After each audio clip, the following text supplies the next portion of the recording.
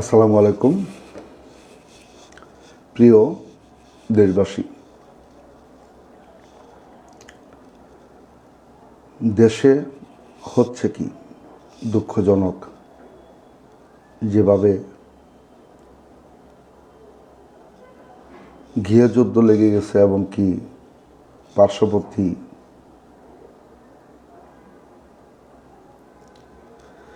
এই ইনুসগং যা শুরু করছে, মনে হয় না যে সাধারণ মানুষ বাঁচতে পারবে, বাঁচার কোনো ওয়ে নেই। তবে আমি যতটুকু জানি যে আল্লাহ পাক একজন আছেন, উনি কাউকে খালি হাতে ফিরান না, নিরাশ করেন না। একটি জিনিসকে ভুলে যাবেন না, আপনি যতটুকু করবেন আপনার কৃতকর্মের ফল আপনাকে ভোগ করতে হবে, সে যেই হোক কৃতকর্মের ফল কিন্তু সবারই ভোগ করতে হবে। আজকে আপনারা যেভাবে নির্বিচারে,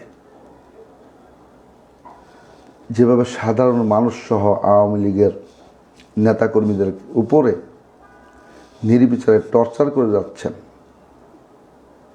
এটা বিচার কি আপনারা পাবেন না? আপনাদেরও বিচার হবে, এই বাংলা মাটিতে হবে। আল্লাহ ছাড় দেন, কাউকে ছেড়ে দেন না। আমাকে আজকে কয়েকজন অনলাইন নাম্বার দিয়ে হুমকি দিয়েছে। আমি নাম্বারটা বলে দিই, বুকের পাটা থাকলে, সাহস থাকলে আমি সরাসরি কথা বলবেন, আমার ভয় নাই। মুসলমান একবার মরে, বারবার মরে না। আমরা জয় বাংলার লোক, জন্মলগ্ন থেকে জয় বাংলার লোক, শেষ নিঃশ্বাসের আগ পর্যন্ত বলবো জয় বাংলার লোক। জয় বাংলা করেই মারা যাব। আমার যদি মৃত্যু থাকে তা আমার মরতে হবে। হ্যাঁ, আমাকে মরতে হবে, যে আমার মৃত্যু আমার কপালে লেখা থাকে। তার মানে এই না ভয়ে পিছিয়ে যাব। আপনারা ভাবছেন আওয়ামী লীগকে নিচ্ছিন্ন করে দিবেন, ভুল আপনাদের ভাবনা, ভুল আপনাদের ধারণা। আওয়ামী লীগ একদিনে তৈরি হয় নাই। আওয়ামী লীগের শিকড় অনেক গভীরে, অনেক গভীরে, অনেক গভীরে, যা চিন্তাও করতে পারবেন না। চারিদিকে দেখেন জয় বাংলা স্লোগানে মুখরিত সারা বাংলাদেশ। কয়জনের মুখ বন্ধ করবেন, কয়জনকে অ্যারেস্ট করবেন, কয়জনকে হত্যা করবেন, কয়জনের ঘরবাড়ি জ্বালিয়ে দিবেন? বিচার কিন্তু আপনাদেরও হবে, এই বাংলা মাটিতে হবে। কেউ অপরাধ করে পার পায় না। হ্যাঁ, প্রত্যেকটা দলেই ভালো মন্দ থাকে। যারা অপরাধ করেছে তাদের বিচার করুন, কিন্তু যারা নিরপরাধ, সাধারণ খেটে খাওয়া মানুষ, খেটে খাওয়া কর্মী, তাদের উপরে কেন আপনারা হামলা করতেছেন? কোন কারণে? অতি শীঘ্রই আল্লাহর রহমতে জননেত্রী শেখ হাসিনা বাংলাদেশে আসবেন এবং উনি প্রধানমন্ত্রী ছিলেন, প্রধানমন্ত্রী থাকবেন। যত চক্রান্ত, যত কিছুই করেন, কোনো লাভ হবে না। আওয়ামী লীগকে কখনো দাবিয়ে রাখা যায় নাই, সামনে দাবিয়ে রাখতে পারবেন না। পাশাপাশি আমি একটা কথা বলবো, আমার দলীয় কথা। আমি অনেক ছোটোবেলা থেকে রাজনীতি করি, মতিঝিল সব লিগই করেছি। লাস্ট আমি এখন 2024 সাল 5ই আগস্টের পর আমরা নতুন একটা সংগঠন তৈরি করেছি, তৃণমূল জাতীয় শ্রমিক লীগ। সেই তৃণমূল জাতীয় শ্রমিক লীগের প্রতিষ্ঠাতা সাধারণ সম্পাদক আমি এ পর্যন্ত প্রত্যেকটা প্রোগ্রামে করেছি, মানে আমার ভিতরে ভয় নাই। আমি সব প্রোগ্রামগুলো করেছি, ইনশাআল্লাহ সামনেও করব। পাশাপাশি একটা কথা বলি, যারা দেশের মাটিতে আছেন, কতিপয় কুলাঙ্গার নেতারা, সুবিধাবাদী, সুযোগ সন্ধানী, যাদেরকে আমরা এক কথায় বলি হাইব্রিড। বিগত আজকে 4 মাস চলমান, এই 5 মাস আপনারা দেশের মাটিতে থেকেও কারা কোনো খোঁজখবর রাখেন নেই।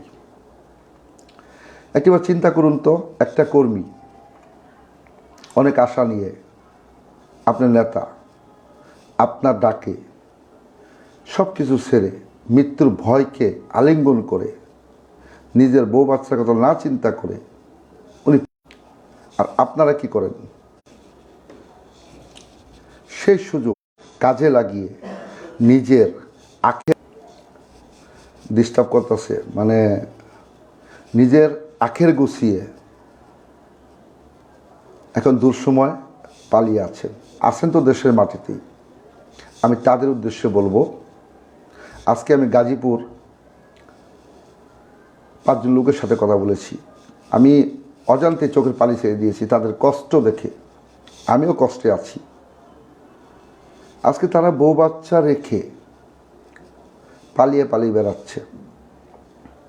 এই পালিয়ে বেড়ানোর দায়ভারটা তো যারা নেতৃত্ব দিয়েছেন তাদের নেওয়া উচিত ছিল, তারা নেন নাই।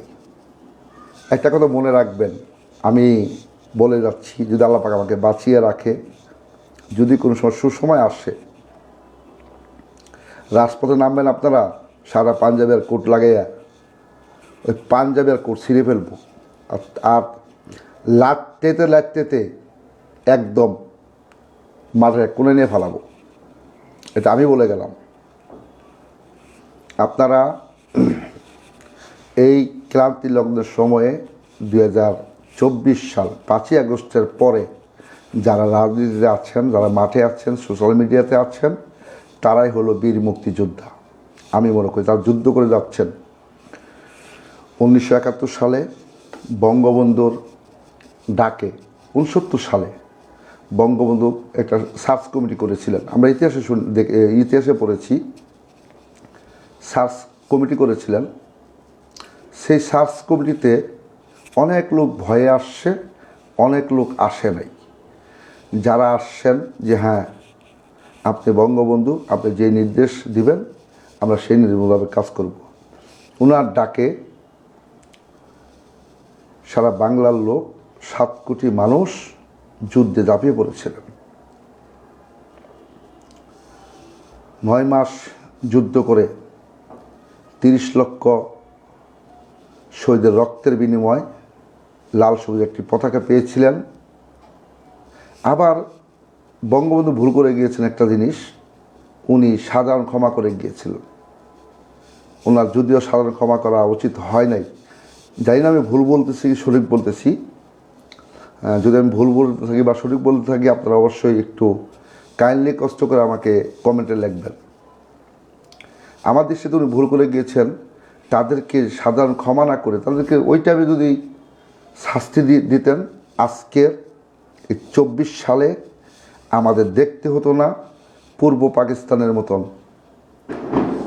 সেই 1971 সালে যখন পূর্ব পাকিস্তান ছিল, আবার এই বাংলাদেশ পূর্ব পাকিস্তানে রূপান্তরিত হয়ে গেছে, অলরেডি হয়ে গেছে পূর্ব পাকিস্তান।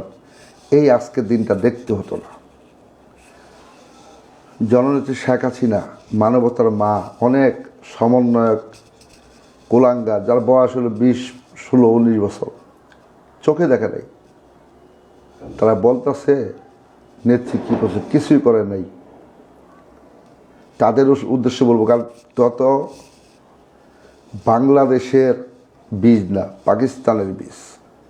যদি বাংলাদেশের মাটি তোদের গায়ে লাগতো, তাহলে তো দৃশ্যমান যেগুলো চোখে দেখা যায় সেগুলো তো দেখতে পারতি যে জননেত্রী শেখ হাসিনা কী করেছেন।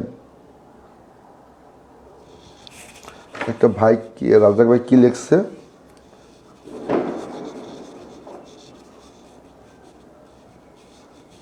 হ্যাঁ রাজাক ভাই, এটা আমি কিন্তু বলে গেছি যে মানুষ, হ্যাঁ এখন ওই কথার ভাবা দরকার নেই। তারা যদি আবার আসে আপনারা রুখে দিবেন, রাজপথে নামতে দিবেন না। বর্তমান যারা মাঠে আছেন এরাই হলো বঙ্গবন্ধুর আদর্শ সৈনিক, এরাই হলো যোদ্ধা। আমি মনে করি 5ই আগস্টের পরে যদি কোনো কমিটি অনুমোদন হয়ে থাকে সেটা হয়েছে তৃণমূল জাতীয় শ্রমিক লীগ। এটা আমি গর্ব করে আমি সবাইকে নিয়ে বলতে পারবো যে যুদ্ধের প্রথম সারির সৈনিক হলো আমরা তৃণমূল জাতীয় শ্রমিক লীগে যারা আছি তারা যুদ্ধের প্রথম সারির সৈনিক। এটা আমি নেত্রীর কাছে যেয়ে বলতে পারবো। যে কথা ভুলে গেছিলাম। এখন দৃশ্যমান জননেত্রী শেখ হাসিনা কী করেছেন।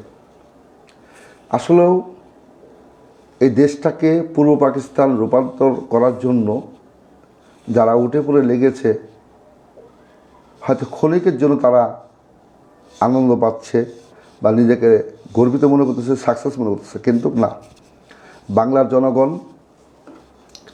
এখন বুঝে গিয়েছে। 18 কোটি জনগণ এখন ভালো করে বুঝে যে আগে তো ভালো ছিলাম, আগে তো আমরা ভালো ছিলাম। আজকে মানুষ নিরাপদ নয়। আগে বাড়িতে একটা তালা মারা থাকতো, চতুর্দিকে কেউ আসতো না। আজকে 5টা তালা মারলেও লাভ নেই। রাস্তাঘাটে ছিনতাই, রাহাজারি, হত্যা, গুম, খুন, জবরদখল সব কিছু চলতেছে। যার একটু ক্ষমতা আছে সেও বাস করতেছে। আজকে একটা দৃশ্য দেখলাম কুমিল্লা, পুলিশের গায়ে হাত দিচ্ছে একজন ড্রাইভার। দুঃখজনক। হ্যাঁ, পুলিশ খারাপ, সব পুলিশ তো খারাপ না। একজন ড্রাইভার পুলিশের গায়ে হাত দিয়েছে। সেদিন দেখলাম একজন ভ্যান চালক, সে শুধু আওয়ামী লীগকে সাপোর্ট করে, তার গোপনাঙ্গ কেটে দিয়েছে, পা একটা আলাদা করে ফেলেছে, মেরে ফেলেছে। এটির কোনো মিডিয়া কভার করে না। কারণ মিডিয়া যারা আছে, এই মিডিয়াগুলো তো এই সরকারের দালাল হয়ে গেছে গা, চামচা হয়ে গেছে গা। একজন সাংবাদিক, সে হলো জাতির মেরুদণ্ড, আমি মনে করি সে জাতির মেরুদণ্ড, কিন্তু তার সঠিক সংবাদ প্রচার করতেছে না বা প্রচার করে না। আমি ধিক্কার জানাই এইসব মিডিয়াদেরকে। এরা অরিজিনাল সাংবাদিক না, এরা দালাল, এই অবৈধ সরকারের দালাল। যাই হোক, আমি আবার বলবো, জাতীয় শ্রমিক লীগের নেতৃবৃন্দ যারা আছেন তাদের উদ্দেশ্যে বলি, আপনারা নিজের টাকা খরচ করে রাজনীতি করেন, বঙ্গবন্ধুর আদর্শকে বুকে ধারণ করে জননেত্রীকে ভালোবেসে আপনারা রাজনীতি করেন, নৌকাকে ভালোবেসে বা আওয়ামী লীগের কর্মকাণ্ডকে ভালোবেসে আপনারা রাজনীতি করেন নিজের টাকায়। যারা হাইব্রিড, সুবিধাবাদী, সুযোগ সন্ধানী, এই দূর সময়ে যারা খোঁজখবর রাখে না, পাশে না দাঁড়ায় না, জিজ্ঞাসা করে না, তাদেরকে সবাই মিলে বয়কট করুন। আর আমি মনে করবো যারা তাদেরকে মনে রাখবেন তারাও সুবিধাবাদী, হাইব্রিড। বঙ্গবন্ধুর প্রকৃত কোনো কর্মী